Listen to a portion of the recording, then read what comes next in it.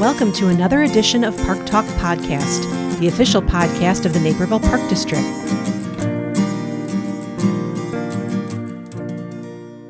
Welcome to episode 3 of the 2025 State of the Park District podcast. Leveraging innovations that better serve our residents is an important pursuit at the Naperville Park District. For this conversation, I'm joined by our Director of IT, Stephen Murtis, Director of HR, Katie Seppi, and our Creative Services Manager, Spencer Heward. Welcome to all of you. Thank you. Thank you. Thank you. Appreciate you being here. Being a large organization serving a sizable community, we've had a website for decades, currently maintain a presence on social media that's very robust, and manage registration through a software system. But we're not here to talk about those things today. We're here to talk about some of the new innovations and technologies and customer service that better serve our residents. So Spencer, I'm going to start with you. As one of our creatives / I'll call you a technologist in the marketing department. As our Naperville's population becomes increasingly diverse, it's important that we identify new ways to communicate with our residents. And within the last few months, we implemented a language translation feature through Google Translate, and it's on our website. And I think it's been a nice addition. Can you explain a little bit about this tool and how it helps us provide better service to our community members? Sure. As you know, we're always looking to continuously improve our website. Right. And, you know, the increased diversity of Naperville is something we've talked about on previous episodes of the State of the Park District. Mm-hmm. And now in Naperville, they're currently speaking over 84 different languages. So this past year, when we were able to implement a translation tool, it's really been well received, and it's available on all of our websites. Right. At the top right, you'll see a little pull down that says choose language, and it will automatically translate the website into one of over 60 different languages. And when you're done, you can simply click at the top to revert back to the original language, mm-hmm. Or you can pick a different language or whatnot, and that's on our website. We also have been promoting the Google Translate app on our print materials. Right. And at the bottom of certain posters and even in the program guide, you'll see the Google Translate icon. And that is an app you can download on your phone, and you can hold it up to our different print materials, and it will actually translate in real time the language that you pick. You'll translate our materials. Mm-hmm. And it's very nice it'll translate our program guide, our email blasts, and you can even use it out in the parks if you need to translate signage. Exactly. And we've tried it out, and it works pretty slick. It's nice. It's very slick. Yeah. Yep. Now I've used it overseas, translating in different countries and whatnot, and it works very well. So if you need that option, or if you know somebody that doesn't speak English, I advise you to download it and check it out. That's a nice improvement for sure. Going back to, I want to backtrack a little bit because I think it's important to emphasize this. A little over a year ago, we also added what I'll call an ADA widget to our website on napervilleparks.org. What are some of the features of this particular tool? Why is it important, and how can interested residents access it? Sure. Well, when we redesigned our current site in 2022, we adhered to the Web Content Accessibility Guidelines, which is a worldwide guideline for web content. And we're always looking to improve our website mm-hmm. for residents for accessibility. And last year, we had the opportunity to implement this AI tool, which is really pretty slick. And it's also available on all of our different websites. And you can find it, but there's a little blue wheelchair icon in the mm-hmm. bottom right corner of every website. And from that, if you click on that, it'll pull up some different options. And there's 6 different preset options, like there's a seizure-safe profile, a vision-impaired profile, an ADHD-friendly profile. There's a cognitive disability profile. And then there's one for keyboard navigation and for blind users. There's also, those are kind of the preset profiles, and what it will do is if you select one, it will kind of learn the way you navigate the website, and it will adjust for you. And so those are the preset profiles, but if you want to, you can also select some manual options. Mm-hmm. You can change like the color adjustments, you can change the sound, You can stop animations. You can change the size of the cursor and different contrast and colors of the website. It's really pretty So slick. it's a customizable experience Yeah. depending on what you need. Absolutely. That's great. And that really opens the door to, I mean, we talk about recreation being accessible to everybody, and that helps promote that aspect. Very much so. That's excellent. Katie, as our director of HR, you're in charge of recruiting and retention. And so the next question is for you. I've heard you state on numerous occasions that the Park District is one of the largest employers in the community, particularly when it comes to teens and young adults. That said, it's important for the district to manage a system that's easy for job applicants to navigate while providing our hiring managers with an easy-to-use tool that simplifies the whole process. Can you explain why our new applicant tracking system is an enhancement and how it will be providing a better experience for those applying for jobs with us?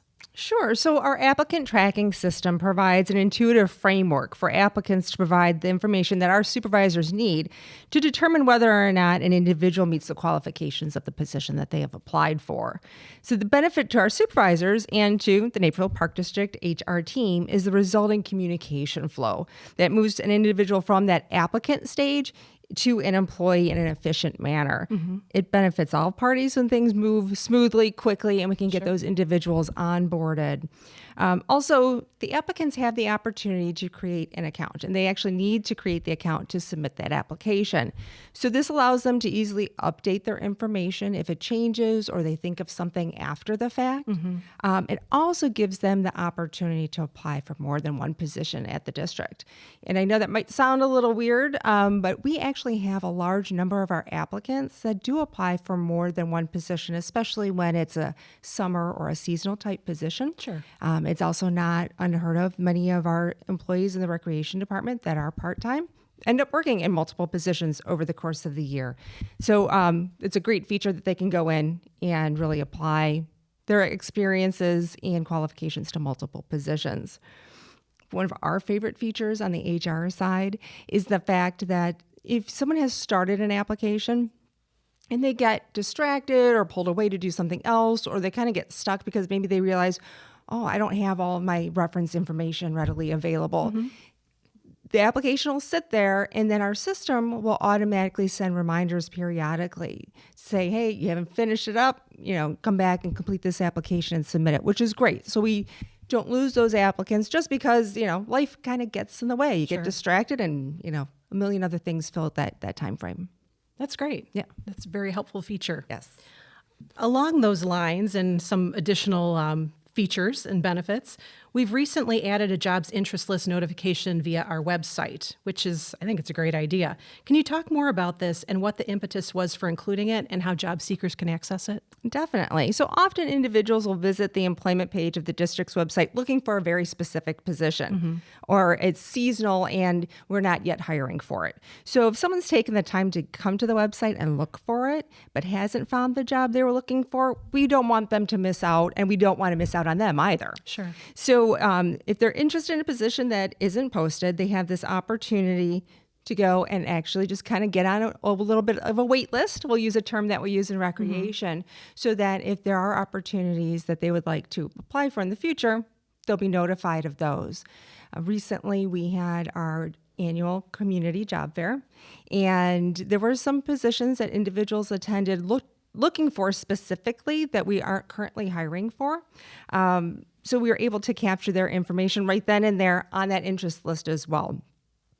So one of the other things on that page where an individual can express their interest and get on that wait list is a list of information for potential applicants. Not everyone realizes how soon we start our hiring. And based on the fact that a lot of our summer positions require specific training, and we know we need a lot of individuals for those positions.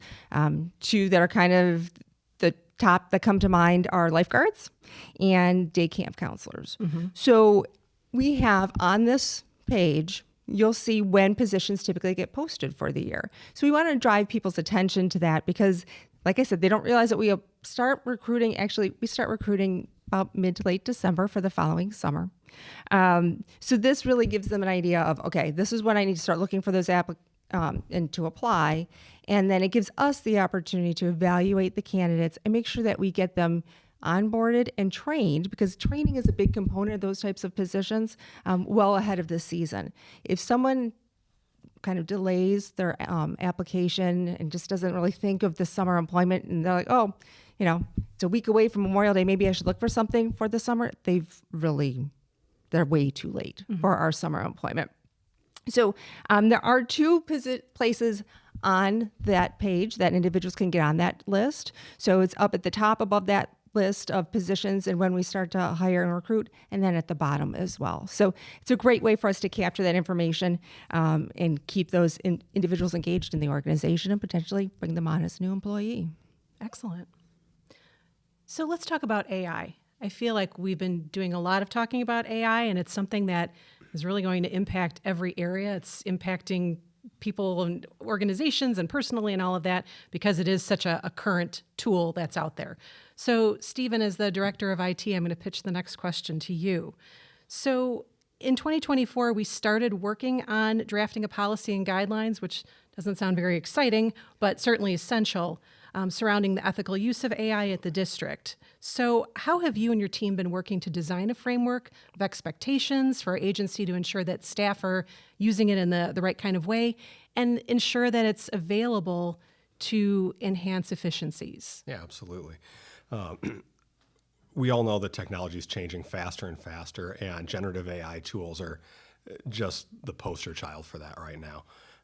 It's hard to keep up with how fast it's changing, and a lot of people want to use it. The promise that some of these tools brings is really incredible.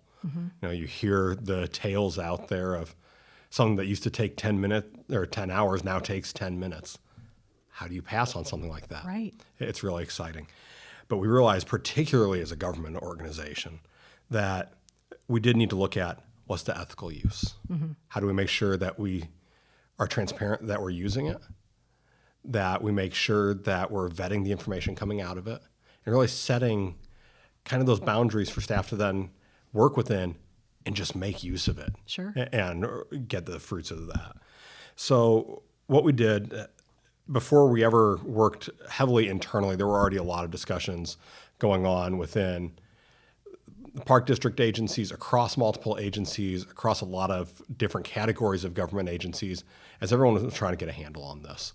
And there were some initial leaders, particularly in California, that really set a lot of good starting material. So we worked from that material, and then internally here at the Park District, we set up a focus group that was cross-departmental. We wanted to make sure that we had representation from people that were likely to use this. Right. And to talk about how are we going to use it, how we already started dipping our toes into that water. Through those discussions, that led to a formal policy document that really laid out, kind of like I said, those boundaries, those principles of how we wanted to operate, looking at things like privacy considerations, transparency in our use, fairness in our use, ensuring that we really always vet that information coming out based on changing standards in society, accountability, security, as well as just general ethical guidelines. And recently, that policy document that got drafted went before our board and was approved. And the guidelines are being put into place that kind of flesh that out so the staff can start using these tools so that we can make sure that we can really benefit from this new category of technology. And staff can feel comfortable that they've got the parameters established, or we've established the parameters, and they can use it, based Absolutely. on that, because Absolutely. it is a huge time savings and efficiency, and it's great. Absolutely. It's great to be able to do that. So, Spencer, earlier in 2024, marketing staff worked to develop an off-hours chat feature for our website. Again, kind of talking about enhancing some of the features and continuing along those lines of customer service. Can you talk a little bit about that and how it was a helpful addition to our communications? Sure. Our social presence is growing, and that is an understatement. Sure. And that's a good thing. Along with the growth on social media, we've had a lot more questions, and that's also a good course. thing. It's just another avenue of customer service in a way that residents can reach out to us for questions, especially something pertaining to posts we've made. Now, during normal business hours, staff is very diligent at responding and answering questions. But we noticed during off hours, we get a lot of questions too, because the internet never sleeps, and nor does social media. So again, that's a good thing. So we developed frequently asked questions, automated system based on keywords, and that changes quarterly based on the season. Right. And basically, residents can get answers to simple questions and some not so simple questions based on the keywords that they type in, the type of question that they type in. For instance, questions about program registration or weather cancellations, we can automatically lead them to pages on the website where they can get more information and they can resolve their problems without having to talk to anybody in person. So that part's been wonderful. We've also identified some frequently asked questions that are a little less common. For instance, we got a lot of questions about fishing and different locations where you can fish. So we've added those questions and those keywords to our frequently asked questions database. In the summertime, we got a lot of questions about Centennial Beach. Sure. In the winter, we got a lot of questions about skating, sledding, snow clearing, and it's great because the more questions we get, the more content we try to add to the website to kind of alleviate some of those questions before, again, they even need to talk to staff. So now, for instance, even we have a snow clearing page on the website that has all the different locations and how and when we clear the snow. It's just another great avenue, like I said, for people to ask questions. We still have our regular avenues of our 630-848-5000 phone number. We have our info@napervilleparks.org email address. And then we have the 311 Parks tool, which is where people can actually fill out a form if they have a specific complaint or whatnot, and those all get answered accordingly. That's great. And it's just another process improvement. As you enumerated, we have several ways for residents to contact the Park District, but I think that's important to have several different methodologies for outreach. So that's great that we're able to continue to enhance what we offer. Absolutely. You also worked with Knocknolls Nature Center last year, mid last year to late last year, to create a new informational kiosk at the Nature Center. Visitors can use it to learn more about the facility while accessing some educational features, which is an important aspect of Knocknolls Park and the Knocknolls Nature Center. Can you explain what the kiosk does and how it helps to enhance the experience of visitors? Sure. Well, this is really neat. If you haven't been to the Knocknolls Nature Center, you should go because there's a lot to check out there. There's a ton of information about nature and all kinds of things. So I highly recommend going. But if you have been and you haven't been in the last 4 months, you should go back. That's at 320 Knocknolls Road. And the reason you should go back is because, like you alluded to, we have a new interactive kiosk there. It's a really neat device. You can't miss it when you walk in the front door. It's straight ahead. And I'm not going to give away too much about it because I want you to go out there and check it out. But I will tell you, it's got 7 main features. And we've got a section on how the building actually works. If you don't know this, the Nature Center is a very unique building, and it has different green features that kind of integrate together. And I'm going to leave it at that. Go check it out. It's really neat.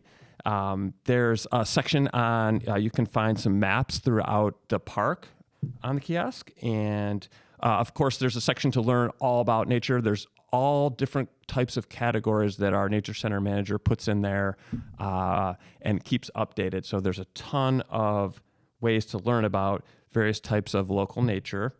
There's a section on our mobile tours, which is a really neat way to go outside and actually walk around and listen to a virtual tour as you're seeing different elements of nature. And there's a Muscle Matters video. In our episode 2 of State of the Park District, our North Parks manager, Tiffany Pico, was talking about how milkweed is so important to the monarch butterflies. This video is really neat. It's talking about how mussels are so important to our local waterways. pretty neat. I learned a lot, something I didn't know very much about. Again, go check it out. I'm not going to tell you too much about it. They also have a section on there that has a bunch of nature blogs that we've put together throughout the years. It's very interesting. And last but not least, there's upcoming nature events. So you can learn all about what we've got coming up, either at the Nature Center and throughout the district. One of the last things I would say is when you're there, talk to the staff, because the staff is very knowledgeable. So when you walk through the building, there's a lot to see on the walls and there's a lot to kind of interact with. But if you have questions, feel free to ask the staff because they know a lot and that's what they're there for. So.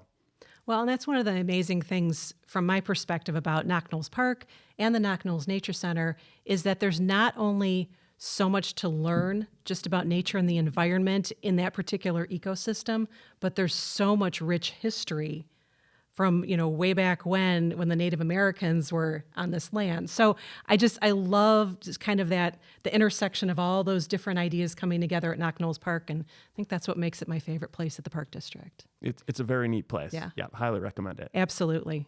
Agree with you. So I'm looking at you, Stephen and Katie, because the next question I think might need a little bit of input from both of you, but I'm going to go ahead and pitch it as is. Well, the Park District has offered live streaming of its twice monthly board meetings.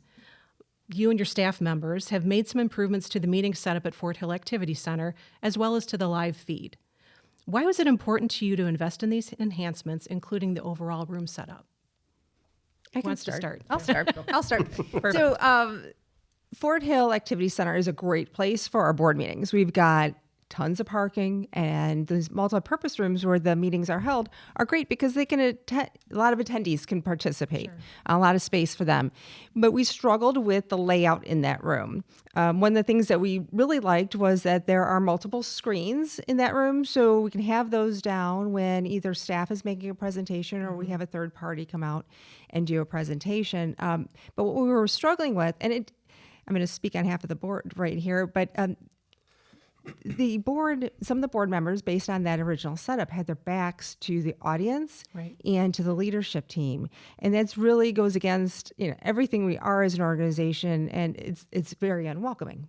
So we were looking for a solution that would have the board facing everyone, and then also still allow us to use that space efficiently and those drop-down screens. So we had to play around with some furniture and get things kind of situated, see how things are going to work, and then order some pieces to do that. And from a department director perspective, I think that the new setup is phenomenal. It does much more professional. Yes, it's more professional. Mm-hmm. It's much more representative of who we are as an organization, and it allows for when there are opportunities for department directors to address the board, we can do that efficiently to get them the answers they need as they're talking about different business that they would approve or disapprove. So from the setup perspective, that's what I think is the best part of it, but I'll let Stephen talk about the tech. All right. Well, the tech, as Katie talked about, we have this incredible facility that we love using. Going back a little bit historically, all the way back before the pandemic, one of the meetings each month would be done in Park District facilities. One, we actually made use of the City of Naperville's boardroom. And then COVID hit. There were no big gatherings. And the district had to figure out, how do we make sure that we still are transparent, that we're making these meetings available to the public? Mm-hmm. How do we make that happen? So there was a big effort to get a lot of technology pushed in to make this happen. We got through the pandemic. We have this amazing facility. Mm-hmm. We made that transition. But we were still working from technology this is born out of just necessity, without a focus on aesthetics, without a focus on professional quality. It was just, we got to get it done. Mm-hmm. And we were feeling some of the pain points that came with that. We were dealing with what became lovingly termed the spaghetti monster of wiring, that we all love to see. Setup time was really long. My team, being very confident with what was being done, still took an hour to get the setup done. And if it was people coming in to help with setup that weren't as confident doing it time in, time out, easily an hour and a half to get the setup done. Tear down was the better